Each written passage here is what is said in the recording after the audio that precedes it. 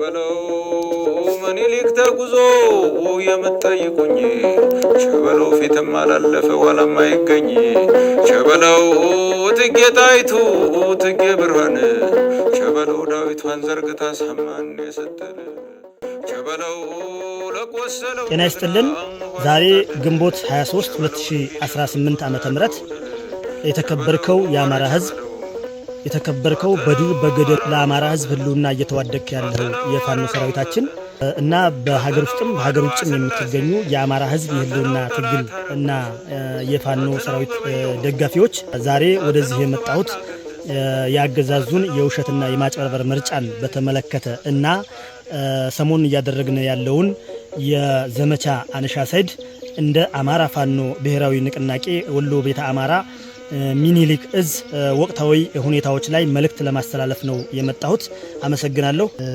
የመጀመሪያ ይሄ የሐሰት ምርጫ ነው። ዓለም አቀፉ ማህበረሰብም እንደሚያውቀው ኢትዮጵያ ህዝብም እንደሚገነዘበው መላው ህዝባችን እንደሚያውቀው ይሄ ምርጫ የሐሰት ወይም የውሸትና የማጭበርበር ምርጫ ነው። ምክንያቱም አንደኛ ሰላም በሌለበት ሀገሪቱ በግጭት ውስጥ ባለችበት በሁሉም የኢትዮጵያ አካባቢዎች ግጭት እንዳለ የሚታወቅ ነው። በሰላም በሌለበት ሁኔታ የሚደረግ ምርጫ ህገ ወጥና የተጭበረበረ ሐሰተኛ ምርጫ መሆኑ እሙን ነው። ሁለተኛ በወታደራዊ ኃይል የሚፈጸም በተለይ አገዛዙ በዚህ ወቅት የመከላከያ ኃይሉና ሌሎች የጸጥታ ኃይሎችን በማሰማራት በኃይል ዜጎችን በኃይል እያስገደደ የሚያደርገው የተጭበረበረ ምርጫ መሆኑ። ሶስተኛ ተፎካካሪ የሌለበት የይስሙላ ምርጫ መሆኑ። አራተኛ ዜጎችን ለመግደልና ለማፈናቀል ህጋዊ ቅቡልነትን ለማግኘት የሚደረግ ምርጫ በመሆኑ። አምስተኛ በተጨማሪ እድሜ ለማግኘት ለግጭት ለጦርነት ተጨማሪ እድሜ ለማግኘት አገዛዙ እያደረገው ያለ ምርጫ በመሆኑ። ሌላውና በዋናነት አገዛዙ የተጨበረበረና የሐሰት ምርጫ ነው የምንለው አገዛዙ አስቀድሞ የጨረሰው መሆኑ በየቤቱ ጭምር እያስፈረመ ዜጎችን እያስገደደ ያደረገው ምርጫ ነው። ስለዚህ ግንቦት 24 ይደረጋል የተባለው ምርጫ የተጨበረበረ ሐሰተኛ ከእውነት የተፋታ እና የዓለም አቀፍ የምርጫ ህጎችን የጣሰ ምርጫ መሆኑን ዓለም እንዲገነዘበው እንፈልጋለን። ሌላው በዋናነት ይህን ተከትሎ ድርጅታችን አማራ ፋኖ ብሔራዊ ንቅናቄ ባወረደው መመሪያ መሰረት የዘመቻ አንሻ ሰይድ እየተደረገ ነው የሚገኘው። ይሄ ዘመቻ አንሻ ሰይድ ዓላማው ምንድነው የሚለውን ስንመለከት እንደ ሚኒሊክ እዝ በተለይ ድርጅታችን ያወረደውን መመሪያ ተከትለን የዘመቻ እቅድ ተከትለን ተግባራዊ እያደረግን ነው የምንገኘው። በወታደራዊ በፖለቲካም በሁሉም ዘርፎች ትግል እያደረግን ዘመቻ እያደረግን ነው የምንገኘው። ስለሆነም ነው የዘመቻ አንሻ ሰይድ ዋና ዓላማው አንደኛ በጦርነት ውስጥ አገዛዙ በወታደራዊ ኃይል የሚያደርገው የውሸት ምርጫ ማጋለጥ ነው። ይሄ ለዓለም አቀፉ ማህበረሰብ እያደረገ ያለውን የተጭበረበረና ሐሰተኛ ምርጫ ማጋለጥ ነው። ሁለተኛ የአገዛዙ ኃይል የውሸት ምርጫውን ለማሳካት በሁሉም ቀጠና ዜጎችን በኃይል በማስገደድ እና ወደ ገጠር ፋኖ በተቆጣጠራቸው የገጠራማ አካባቢዎች ከፍተኛ ኃይሉን በማሰማራት ጦርነትና ግጭት እያደረገ በመሆኑ ስለዚህ ዜጎችን ለመጠበቅ ከጥቃት ለመከላከል ዓላማው ያደረገ ውጊያ እየተደረገ ነው የሚገኘው። ሌላው እና የህዝብ ነጻነትን ማረጋገጥ ነው የዘመቻ አንሻ ሰይድ ዋናኛው ዓላማ ማለት ነው። አገዛዙን ማንበርከክ እና ሐሰተኛ ስራውን በማጋለጥ በተለይ ነጻነት የናፈቀውን ህዝብ ከነጻነቱን ለማረጋገጥ የተደረገ ዘመቻ ነው ማለት ነው። የዚህ ዘመቻ አፈጻጸም ምንድነው የሚለውን ስንመለከት በዚህ ዘመቻ አንደኛ የጠላት እንቅስቃሴ ተገትቷል። እንደ ሚኒሊክ ህዝብ በከፍተኛ ሁኔታ ተመትቷል። በተለይ ሰሞኑን ምርጫ አደርጋለሁ ብሎ የተንቀሳቀሰ ያለው አገዛዝ ይሄ በሁሉም አቅጣጫዎች መጠነ ሰፊ ጥቃት በአየርም በምድርም በከባድ መሳሪያዎች የታገዘ ከምንጊዜውም በተለየ ሁኔታ መጠነ ሰፊ ጥቃት ከፍቷል።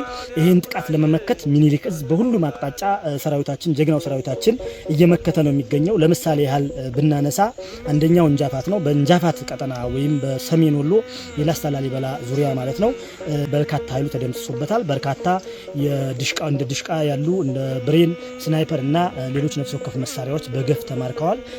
ከፍተኛ ሰራዊቱ ተማርኮበታል። ሁለተኛ በተኩለሽ የተደረገው ውጊያ አለ። ሰሞኑን በተኩለሽ ውጊያ ኮሎኔሎች ጭምር የተሰውበት ከፍተኛ የመከላከያ መኮንኖች የተገደሉበት እና ከፍተኛ ሰራዊቱ የተመታበት ውጊያ ተደርጓል። ሌላው በመካነ ሰላም አቅጣጫ እንደዚህ ከፍተኛ ትንቅንቅ በማድረግ መካነ ሰላም አካባቢ ከፍተኛ ጥቃት ተከፍቷል። ጀብደኛው የሚኒሊክ እዝ ሰራዊት በሁሉም አቅጣጫ መጠነ ሰፊ ጥቃት እያደረገ ነው የሚገኘው። የጠላት እንቅስቃሴ በከፍተኛ ሁኔታ ተገድቷል። በከፍተኛ ሁኔታ እየተመታ እየተበታተነ ነው የሚገኘው።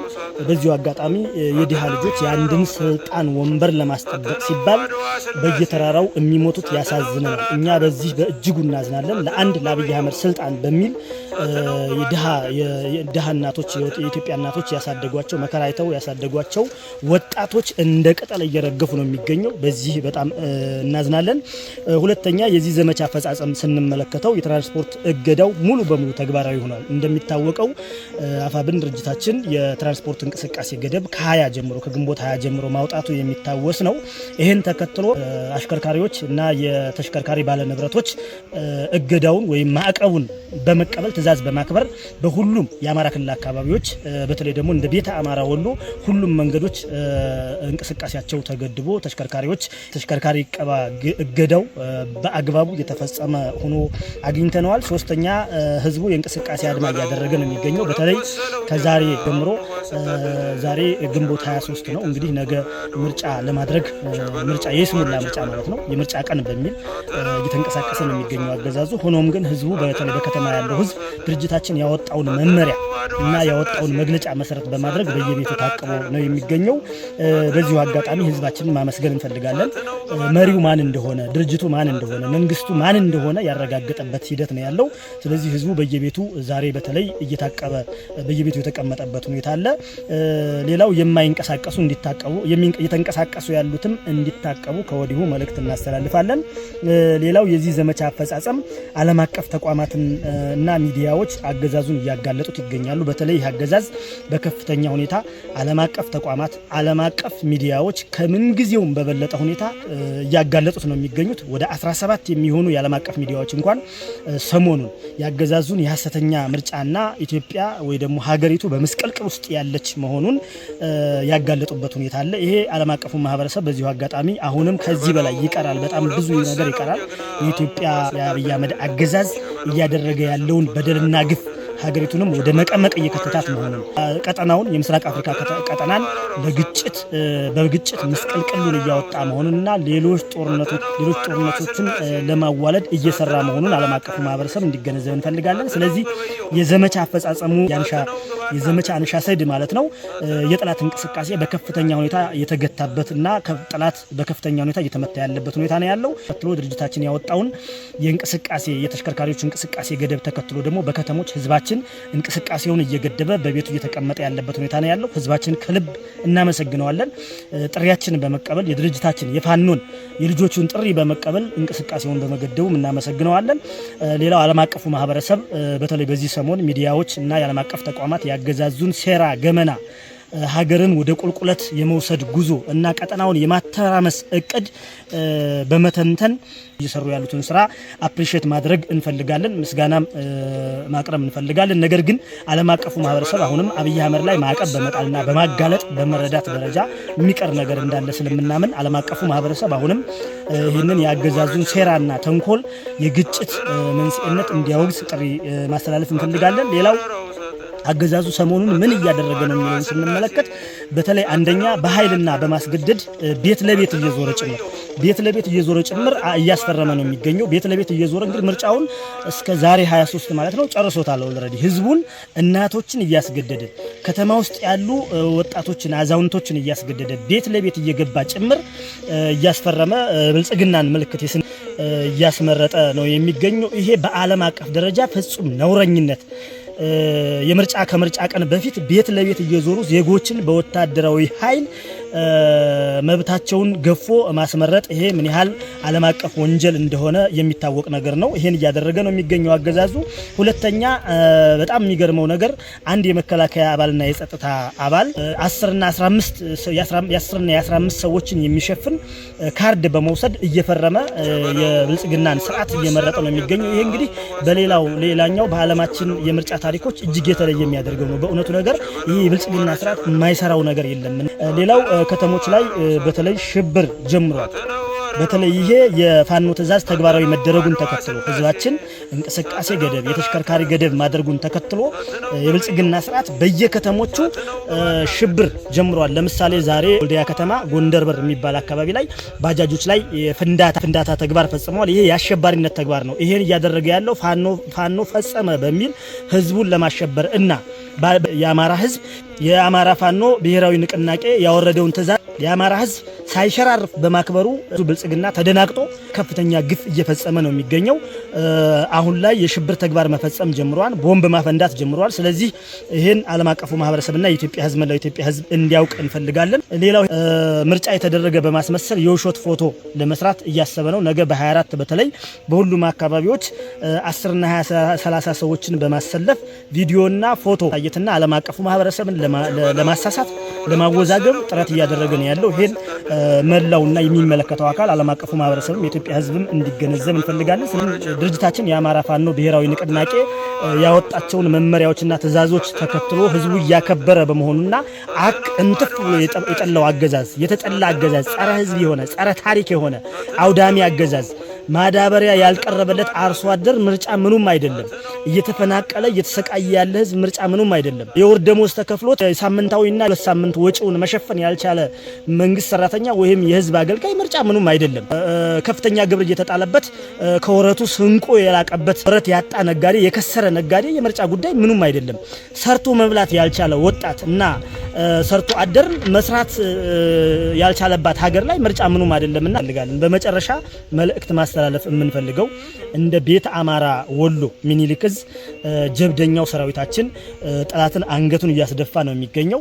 የፖለቲካ እና የሚዲያ ስራችን በተቀናጀ መልኩ እየሄደ ነው የሚገኘው። በተለይ ለዓለም አቀፉ ማህበረሰብ እውነቱን በማስረዳት ደረጃ እና ሴራውን ያገዛዙን ሴራ አሻጥር በማስረዳት እና በማጋለጥ ደረጃ ከፍተኛ ስራ እየተሰራ ነው የሚገኘው። መልእክት ማስተላለፍ የምንፈልገው እንደ ሚኒሊክ እዝ አንደኛ ፋኖ ከተሞችን በከበባ ውስጥ አስገብቷል።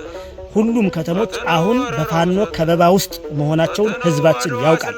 የትኛውም ከተሞች በፋኖ አይን ውስጥ ናቸው። ስለሆነም ያገዛዙ ኃይል ላይ የኃይል እርምጃ እንደምንወስድ ወታደራዊ ጥቃት እንደምንከፍት መታወቅ መቻል አለበት። ሌላው የሐሰት ምርጫ አስፈጻሚዎች ላይ የማያዳግም እርምጃ እንደምንወስድ ባንዳዎች ትላንትና የአማራን ህዝብ የሸጣችሁ የአማራ ባንዳዎች ዛሬም የስንዴ ነዶ ምልክት ያለበት ቲሸርትና ኮፍያ የለበሳችሁ ባንዳዎች ከአሁኑ ቲሸርትና ኮፍያችሁን እያቃጠላችሁ አስተላለፋችሁን እንድትቀይሩ መልእክታችን ማስተላለፍ እንፈልጋለን። እኛ ዋና ፍላጎታችን ዋና አላማችን የአማራን ህዝብ ከህልውና አደጋ ማውጣት ነው። ሁለተኛ እየፈረሰች ያለችውን ሀገራችን ኢትዮጵያን መታደግ ነው። የኢትዮጵያን አንድነት ማስቀጠል ነው። ስለዚህ በየጓዳው የነበራችሁና ፋኖ የተዳከመ ሲመስላችሁ ብቅ ያላችሁ አንዳንድ ባንዳዎች አርፋችሁ እንድትቀመጡ መልእክታችን በጥብቅ ማስተላለፍ እንፈልጋለን። እኛ ህዝቡ ገዳዩን አልመርጥም ማለት መቻል አለበት። ገዳይ ነው የብልጽግና ስርዓት ያፈናቀለ የብልጽግና ስርዓት ነው። በከባድ መሳሪያ ቤትህን የሚያቃጥልብህ ልጆችን የሚገልብህ በሞርተርና በመድፍ የሚጨፈጭፍ የሚገልብህን የብልጽግና ስርዓት ልትመርጥ አይገባም። በወለጋ በሁሉም በኦሮሚያ ክልል በደቡብ ሊሆን ይችላል በማንኛውም የኢትዮጵያ አካባቢዎች ያፈናቀለህን የብልጽግና ስርዓትን ላለመምረጥ እንቢ ማለት ይጠበቅብሃል። አልናስተላልፍ የምንፈልገው መልእክት ህዝባችን ነገ በየቤቱ እንዲቀመጥ እንፈልጋለን።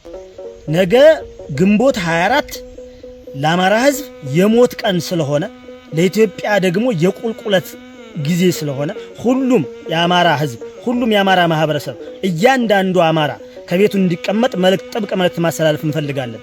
ሁሉም አማራ በየቤቱ መቀመጥ አለበት። ነገ ግንቦት 24 አልመርጥም በማለት ያገዛዙን አሻጥር አልቀበልም በማለት የአብይ አህመድ ስርዓትን አልመርጥም ገዳዬን አልመርጥም ለገዳዬ አልተባበርም በማለት በየቤቱ እንዲቀመጥ መልእክታችንን ማስተላለፍ እንፈልጋለን። ይሄ በየቤቱ መቀመጡ አንደኛ ፋኖ ያገዛዙ ኃይል ባለበት ሁሉ እና በሚንቀሳቀስበት ሁሉ እርምጃ ስለሚወስድ ከእንደዚህ አይነት ጥቃቶች ራሳቸውን እንዲጠብቁ መልእክት ማስተላለፍ እንፈልጋለን። ሌላው ግን ዓለም አቀፉ ማህበረሰብ እንዲረዳው የምንፈልገው ነገር አንደኛ ሰላም በሌለበት፣ ሁለተኛ የተጭበረበረና ህጋዊ ምርጫ ሐሰተኛ ምርጫ ለማድረግ እየተንቀሳቀሰ ያለ አገዛዝ በመሆኑ፣ ሶስተኛ ዜጎችን በማስገደድ በዓለም አቀፍ የምርጫ ህግ በወጣ መልኩ ዜጎችን በማስገደድ የኃይል እርምጃ እየወሰደ ያለ ስርዓት መሆኑን እንዲገነዘብ እንፈልጋለን። አራተኛ በግጭት ተጨማሪ እድሜ ለማግኘት ሌሎች በአፍሪካ በቀጠናው ላይ ተጨማሪ ግጭቶችን ተጨማሪ ቀውሶችን ተጨማሪ ጦርነቶችን ለመፍጠር የብልጽግና ስርዓት እድሜ ለማግኘት እየሰራ በመሆኑ ዓለም አቀፉ ማህበረሰብ ዓለም አቀፍ ተቋማት ይህን እንዲያወግዙ እንዲረዱ መልእክት ማስተላለፍ እንፈልጋለን። አመሰግናለሁ።